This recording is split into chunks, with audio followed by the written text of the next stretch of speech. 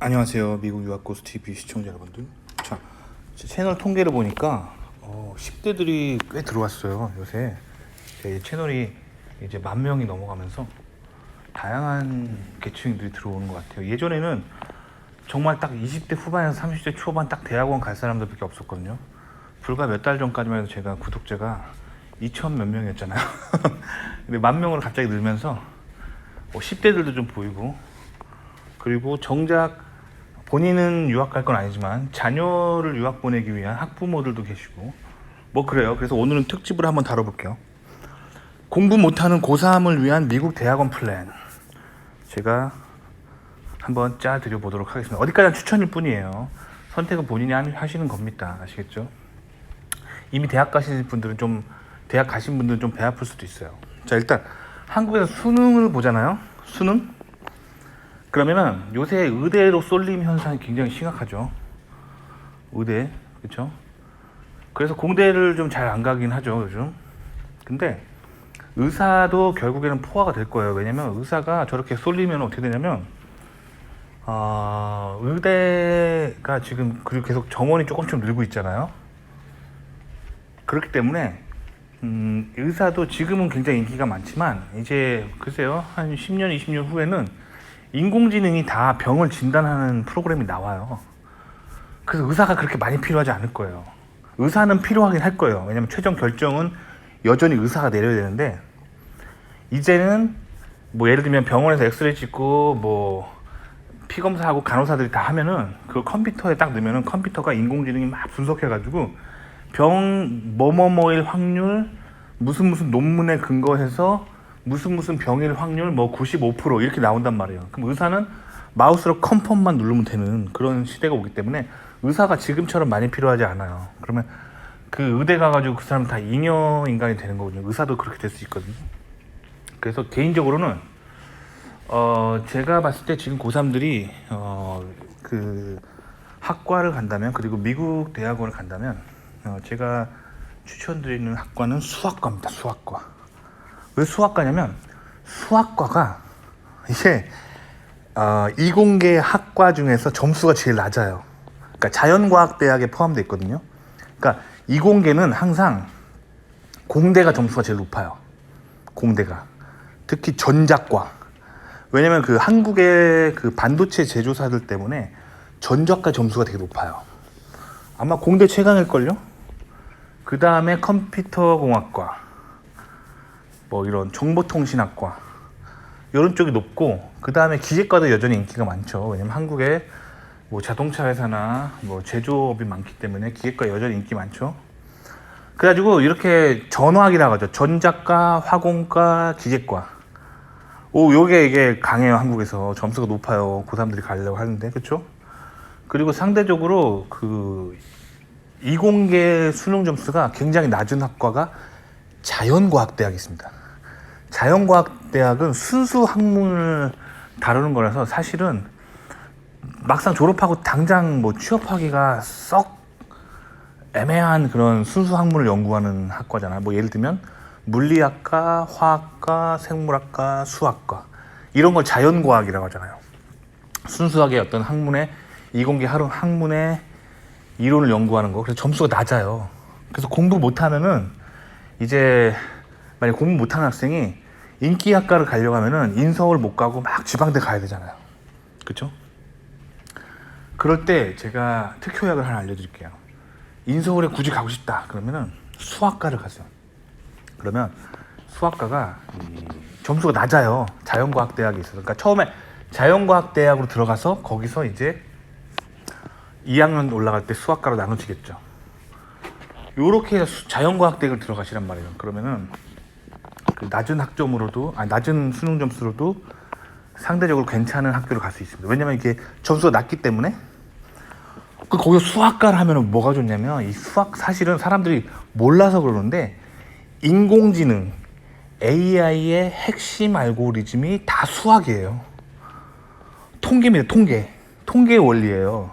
그래서 뭐 예를 들면 우리가 인공지능 컴퓨터를 개발한다고 쳐봐요. 그러면 자, 카메라로 예를 들면 사과를 보여주면 사과다, 바나나를 보여주면 바나나다, 이렇게 인식하는 인공지능이 있다고 쳐봐요. 그럼 컴퓨터는 어떻게 바나나 사진을 보고 바나나라고 인식하고 사과 사진을 보면 사과라고 인식할까요? 그동안 그 인공지능 엔지니어들이 그 사과 사진을 많이 보여줄 때마다 이건 사과야, 사과야, 사과야, 사과야 하면서 수천 장 보여주는 거예요. 마찬가지로 바나나다. 이건 바나나야, 바나나야, 바나나야 하고 수천 장 보여주는 거예요. 그러면 그 통계, 그 본 이미지를 통계적으로 저장해 놓은 거예요, 컴퓨터가. 그러다가 한 번도 보지 못한 새로운 과일의 이미지를 딱 보여주면은 그게 통계적으로 사과의 픽셀 정보에 가까운지 바나나의 픽셀 정보에 가까운지 통계로 판단하는 거예요. 그러니까 결국에 인공지능은 다 통계입니다. 그래서 솔직히 말씀드리면 지금 사람들이 인공지능 하지만 사실 지금 인공지능 AI라는 말을 사람들이 많이 쓰긴 하지만 솔직히 말씀드리면 그거는 그냥 붐일 뿐이에요. 원래 인공지능 개념은 항상 있었어요. 근데 제가 대학원 처음 들어갔을 때 2008년이거든요. 그때는 AI라는 말을 사람들이 잘 쓰지 않았어요. 그때는 뭐라고 사람들이 얘기하냐면 통계적 의사결정이라고 얘기를 했었거든요. 통계적 의사결정. 근데 그게 이제 AI 붐이 일면서 사람들이 다 AI 하는 거예요. 아시겠죠? 저는 뭐 제가 2008년에 대학원 들어가서 막 썼던 논문들에 AI라는 단어를 쓰지 않았어요. 지금 생각하면 후회돼요. AI 머신러닝이라는 단어를 쓸 걸. 그때는 어떻게 했냐면 그 컴퓨터로 그 자동으로 그 데이터를 컬렉션 해가지고 통계적으로 자료를 모아서 그 경향성을 분석한 다음에 그 경향을 바탕으로 의사결정을 내렸거든요. 이게 AI예요. AI인데 그때는 사람들이 AI 하지 않았어요. 그때는 통계적 의사결정이라고 불렀고 그때 당시에 AI라고 부를 만하면은 어떤 걸 AI라고 불렀냐면 SF에 나오는 거 있죠. SF에 막 그 사람처럼 생겨가지고 막 이족 보행을 하면서 사람처럼 말을 하고 막 그 사람인지 막 그 기계인지 막 헷갈려가지고 막 서로 막 전쟁하고 막 이런 SF 영화 있잖아요. 이런 데서 나오는 거를 AI라고 했었고 그냥 우리가 그 연구할 때 사용하는 뭐 이렇게 막 데이터 분석할 때 쓰는 거는 이렇게 통계라고 불렀어요. 통계적 의사결정. 근데 요새는 하도 AI가 핫해지니까 그 사실 통계적 의사결정이 AI의 핵심 이론이에요. 그래서 지금은 다 AI라고 하잖아요. 머신러닝이라고 다 하죠. 아시겠죠? 그러니까 사실 인공지능의 핵심 이론은 전부 다 수학이고 통계예요. 그러니까 수학과를 나오면 지금 당장 수학과 학부를 나온 사람이랑 뭐 예를 들면 정보통신학과 같은 데서 인공지능을 전공한 학부 4학년 졸업한 애랑 둘이 붙여놓으면 정보통신학과 AI 학부 출신이 훨씬 뭘 잘할 수 있어요. 왜냐면 그 수학과에서는 수학만 배우고 그 정보통신학과의 인공지능 학부 같은 경우는 이제 인공지능 프로그래밍 랭귀지로 인공지능 라이브러리를 이용해서 실제로 데이터를 추출하고 그 의사결정을 내리는 그런 컴퓨터 프로그래밍 방법론을 배운단 말이에요. 그러니까 당장 이렇게 정보통신학부 출신이 뭐 잘해 보이지만 박사과정 가면 달라요. 대학원 가면 다릅니다. 왜냐면 대학원은 굉장히 깊은 수준의 인공지능 알고리즘을 개발하는 거예요. 그러니까 학부 출신으로 막상 취업하면은 누군가 만들어 놓은 인공지능 라이브러리를 다운받아가지고 거기 있는 명령어로 이렇게 조합해가지고 뭔가 이제 실제로 사람들이 쓰는 응용 프로그램을 만드는 거죠. 근데 대학원 수준은 그런 인공지능 알고리즘을 지금보다 더 효과적이고 더 똑똑한 알고리즘을 만드는 거야. 그러니까 수학이 진짜 많이 쓰인단 말이에요. 그러니까 대학원 가면은 학부 수학과 출신의 인공지능 대학원 전공하면은 이 사람이 훨씬 박사 마치면 훨씬 잘해요. 아시겠죠? 그러니까 특히 인공지능 학부 출신들이 인공지능 석박사를 가게 되면은 가장 어려워하는 게 수학이에요. 그러니까 누가 만들어 놓은 라이브러리 다운받아가지고 거기 있는 뭐 예를 들면 경향성, 데이터 경향성 추출하는 라이브러리가 있다면 그거 누가 만들어 놓은 거잖아요.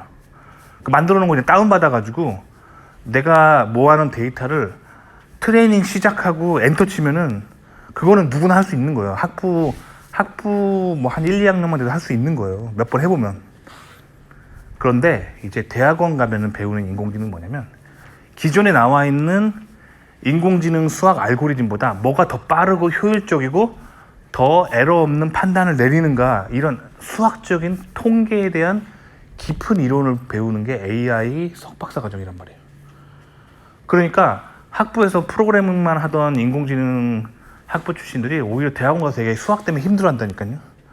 근데 학부를 수학과 나온 애들은 수학이 탄탄해요. 그 상황에서 인공지능 석박사를 가면은 그 코딩 좀 하는 거는 별로 어렵지 않아요. 코딩은 어렵지 않습니다. 코딩은 그 인공지능 전문 프로그래밍 랭귀지가 있거든요. 그거 다운받아가지고 노트북에 설치해 놓고 그 전문 라이브러리 설치해 놓고 그 펑션 콜만 할 줄 알면 돼요. 펑션 콜이라는 게 뭐냐면 그 프로그래밍 실행할 때 그 입력 데이터를 무엇을 주고 결과값이 뭐가 나오는지 그것만 알면은 인공지능 다 할 수 있어요, 누구나. 근데 문제는 뭐냐면 이제 각종 복잡한 상황들을 해결하기 위해서는 기존에 누군가 개발해 놓은 라이브러리가 이제 부족해요. 그거보다 더 똑똑한 알고리즘이 필요하단 말이에요. 뭐 예를 들어볼게요. 자, 그 사람 음성을 인식할 수 있는 인공지능이 있다고 쳐봐요. 그래서 미국의 유명한 인공지능 학자가 그걸 만들어 놨어요. 만들어 놨는데 영어는 너무 잘 알아, 기가 막히게 알아들어요. 근데 이거를 이제 영어가 모국어가 아닌 사람들이 영어를 쓰는 액센트 있는 발음이라든가 아니면 그 라이브러리를 그대로 한국에 들어가는 한국 그 전자제품의 한국어를 인식하게 하려면은 요거를 기존 알고리즘보다 이런 특이한 상황에 더 잘 응답할 수 있는 알고리즘 만들어야 된단 말이에요. 그러면 결국 무슨 능력이 있어야 되냐면 남이 만들어 놓은 라이브러리를 그냥 불러서 쓰는 게 아니라 그 라이브러리를 열어가지고 소스 코드를 보고 아 여기가 통계를 내는 부분이고 여기가 데이터를 모으는 부분이고 여기가 결정을 내리는 부분이고 요거를 읽을 줄 알아야 돼요. 그리고 아 여기 통계를 내는 부분에서 아 어떤 통계 이론을 썼는지 보는 눈이 있어야 돼요. 아 이건 통계 이론에서 어떤 분야구나. 그 다음에 그 분야를 그럼 내가 아는 통계 이론이 여러 가지가 있는데 여기서 이 사람이 A라는 이론을 썼다면 나는 한번 B라는 이론을 트라이 해볼까? 하면서 그걸 수정할 수 있어야 되는데 프로그래밍 수정하는 건 어렵지 않아요. 코딩 수정하는 거. 근데 그 수학적 이론을 이해하는 건 어렵다는 거죠. 그래서 결국에 수학과 출신들이 더 잘하게 됩니다. 박사과정 가면. 아시겠죠? 그래서 공부를 좀 못해가지고 수능 점수가 안 나왔어요. 그런데 난 인공지능 대학원 꼭 가고 싶다. 요즘 핫하다며. 그 인공지능 대학원 맞춰서 가려면 어때요? 점수가 너무 높아가지고 요즘 핫하니까 거기 가려고 하면은 그 좋은데 못 갈 것 같아. 그럴 때 이 꼼수인데 수학과를 가시라는 거예요. 자연과학부에 있는 수학과. 상대적으로 점수가 낮아요. 여길 들어가가지고 이렇게 열심히 이렇게 수학을 통계 이론을 공부해놓고 기다리고 있다가 대학원을 딱 인공지능 학부 딱 지원하잖아요. 그러면 인공지능 한 교수들이 다 알아봐요. 수학과다. 우리가 제일 필요한 수학과다. 하고 딱 알아내요. 딱 알아보고 딱 뽑아요. 수학과를. 아시겠죠? 그러니까 수학과에서 그 학부 수업을 들을 때 수학의 여러 가지 이론들 있잖아요. 근데 그 수학과 들어가면 그 선배들한테 물어보면 다 알려줘요. 어떤 수학 이론이 인공지능 공부할 때 굉장히 핵심적인 그 통계 이론인가요? 하고 물어보면 다 알려주거든요. 그것만 쇽쇽쇽 들어놓은 다음에 이제 졸업할 때 자기소개서에다가 그 수학과에서 이러이러한 걸 이용했는데 내가 인공지능 대학원 가면 굉장히 잘할 수 있을 것 같다 이렇게 어필을 하면 된다는 거야. 아시겠죠? 하지만 수학과이기 때문에 아무래도 컴퓨터 프로그래밍이 조금 부족하겠죠. 컴퓨터과에서 인공지능 배운 사람보다 그런 거는 이제 방학 때 좀 독학을 해가지고 이제 좀 자격증 같은 거 좀 국제공인 자격증 좀 따르면 좋아요. 뭐 예를 들면 파이썬 국제공인 자격증 같은 거 그런 거 따르면 좋겠죠. 그런 거 그러니까 뭐 한국 자격증 말고요. 미국 사람들이 따는 자격증이 있어요. 그런 파이썬 국제 공인 자격증 같은 거를 인터넷 검색하면 다 알려줄 거예요, 사람들이. 그런 거 뭐 한 제가 이런 거 요즘 얼마 하는지 모르겠는데 보통 이런 거 한번 시험 보면은 몇십만 원 합니다. 시험 한번 보는데 뭐 한 글쎄 한 30만 원 정도 하나 더 할 수도 있고, 제가 정확히 모르겠는데 여러분들 검색해 보세요. 한 30만 원 대충 해요. 보통 국제공인 컴퓨터 프로그램 자격증은 시험 한번 보는데 30만 원 정도 합니다. 그리고 영어로 봐요. 영어로 보기 때문에 공부 열심히 해야겠죠. 방학 때 열심히 공부해가지고 이런 거 하나 딱 따놓고 이력서에 딱 첨부하고 그러면 이제 인공지능 쪽으로 나중에 나가기 굉장히 좋습니다. 아시겠죠? 도움이 되셨기를 바랍니다.